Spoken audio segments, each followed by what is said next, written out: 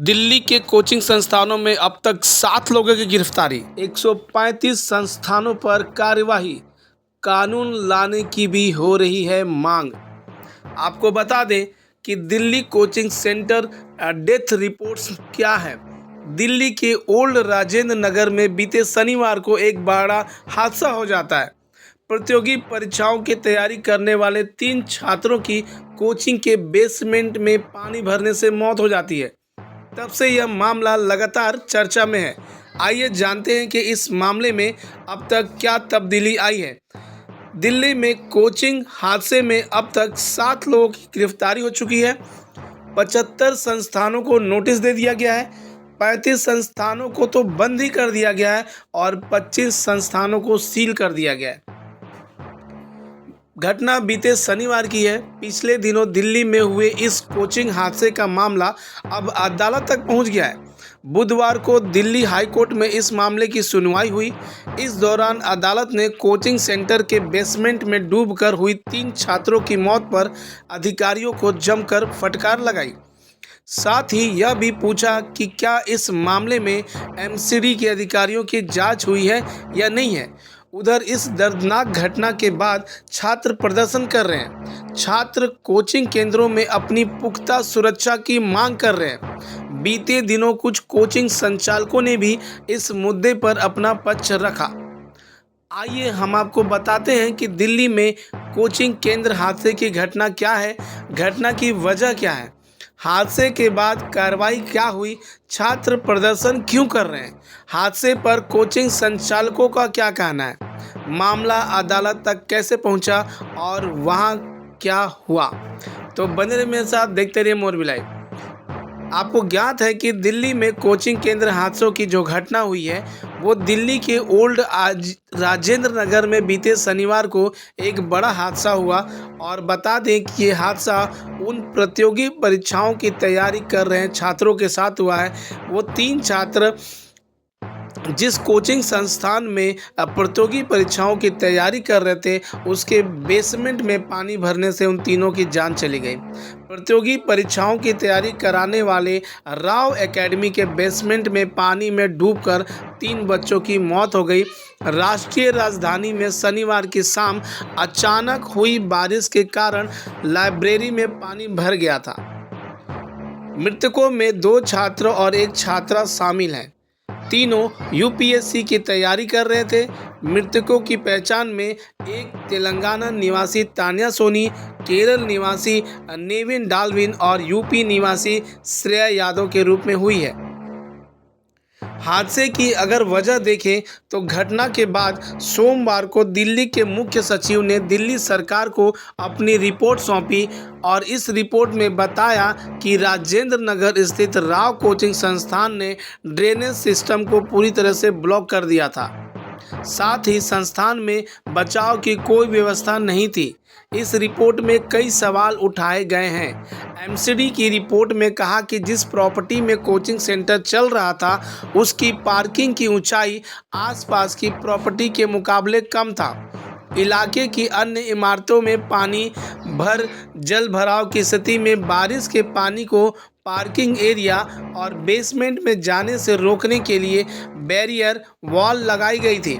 Report में यह भी दावा किया गया कि कोचिंग सेंटर बिल्डिंग के सुरक्षा कर्मचारियों ने कोई निगरानी नहीं रखी, जिसके चलते पानी बिना रुके पार्किंग एरिया को पार कर बेसमेंट में घुस गया। घटना के बाद जो कार्रवाई हुई वो ये है कि घटना के बाद दिल्ली पुलिस ने राव आईएएस स्टडी सर्किल के मालिक अभिषेक गुप्ता और समन्वयक देशपाल सिंह पर गैर इरादतन हत्या और लापरवाही के आरोप में मामला दर्ज किया। रविवार को दोनों को पुलिस ने गिरफ्तार कर लिया। अगले दिन एक और कार्रवाई में दिल्ली पुलिस ने 5 और लोगों की गिरफ्तारी की। गिरफ्तार किए गए लोगों में बेसमेंट के 4 सहमालिक और 1 राहगीर मनोज शामिल है। इसी राहगीर की गाड़ी को कोचिंग सेंटर के पास से गुजरते हुए देखा गया था। शनिवार को गाड़ी निकलने से उठी लहर से कोचिंग के बाहर लगा दरवाज़ा गिर गया और पानी सैलाब की तरह बेसमेंट में घुस गया। गिरफ्तार किए गए 5 लोगों को 14 दिन की न्यायिक हिरासत में भेज दिया गया है। पांचों आरोपियों को सोमवार को 30 हजारी कोर्ट में प्रवेश किया गया। इससे पहले दिल्ली पुलिस ने घटना के संबंध में दिल्ली नगर निगम एमसीडी को नोटिस भेजा था। नगर निगम को भेजे नोटिस में पुलिस ने क्षेत्र में जल निकासी व्यवस्था से संबंधित दस्तावेज मांगे तथा यह भी पूछा कि इसकी देखरेख के लिए कौन सा अधिकारी जिम्मेदार है। नोटिस में यह सवाल पूछा गया कि क्षेत्र में सफाई सुनिश्चित करने की जिम्मेदारी किसकी है और क्या यह कार्य ठेके के आधार पर दिया गया था। घटना के बाद से बुलडोजर से कोचिंग सेंटर के पास से अतिक्रमण हटाया जा रहा है। इसी बीच नगर निगम की एक टीम ने बेसमेंट से संचालित हो रहे कोचिंग संस्थानों के खिलाफ कार्रवाई की है। सरकारी वकील ने कोर्ट में जानकारी दी कि अधिकारी जांच कर रहे हैं। करीब 75 संस्थानों को नोटिस दिया जा चुका है, 35 को बंद किया गया है, 25 को सील कर दिया गया है। दिल्ली पुलिस ने एफआईआर दर्ज कर ली है और घटना की जांच के लिए कई टीमें गठित कर दी गई। लेकिन लोगों का गुस्सा चरम सीमा पर है। लोग सवाल पूछ रहे हैं कि हमारे बच्चों का क्या होगा जो इन कोचिंग संस्थानों में पढ़ाई कर रहे हैं। दिल्ली सरकार ने इस त्रासदी की मजिस्ट्रेट जांच के आदेश दे दिए हैं। दिल्ली पुलिस उपायुक्त एम हर्षवर्धन ने कहा है कि इस घटना में जो भी दोषी होगा उसे बख्शा नहीं जाएगा। पुलिस घटना के लिए जिम्मेदार लोगों के खिलाफ सख्त कार्रवाई कर रही है। छात्रों का प्रदर्शन चरम सीमा पर, छात्र काफ़ी आक्रोशित है। सैकड़ों छात्र 3 यूपीएससी उम्मीदवारों की मौत के विरोध में लगातार विरोध प्रदर्शन कर रहे हैं। विरोध प्रदर्शन का बुधवार को चौथा दिन था। यूपीएससी की तैयारी कर रहे छात्रों का आरोप है कि पूरे राजेंद्र नगर के ज़्यादातर कोचिंग सेंटरों में बायोमेट्रिक डोर से एंट्री है। किसी भी हादसे के समय यह डोर बड़ी मुसीबत बन सकते हैं। राव आईएएस स्टडी सेंटर वाले हादसे में ऐसा ही हुआ। स्टडी सेंटर में यूपीएससी की तैयारी करने वाले छात्र मनीष कुमार का कहना है कि बायोमेट्रिक के विकल्प पर विचार किया जाना चाहिए। ज़्यादातर इमारतों में बेसमेंट के अलावा ऊपर की मंजिलों पर जाने के लिए इसी तरह के दरवाजे लगे हुए हैं। इन इमारतों में एसी लगा होने की वजह से बालकनी की भी व्यवस्था नहीं है। ऐसे में हादसे के समय छात्रों के फंसने की पूरी आशंका रहती है। छात्र पुनीत ने बताया कि एरिया की लगभग 80% इमारतों में इसी तरह के इंतजाम हैं। इमारतों को लाइसेंस देने वाली सिविक एजेंसियों को इस ओर ध्यान देकर सभी इमारतों की जांच करनी चाहिए। कोचिंग सेंटर छात्रों से मोटी फीस लेकर उनकी मजबूरियों को फ़ायदा उठाते हैं। चाह कर भी कोचिंग सेंटरों के खिलाफ शिकायत नहीं की जाती। इस बीच दिल्ली के शिक्षा मंत्री अतिशी ने छात्रों के साथ बैठकर उनकी सभी मांगों को नोट किया और वे विरोध प्रदर्शन में शामिल हुई।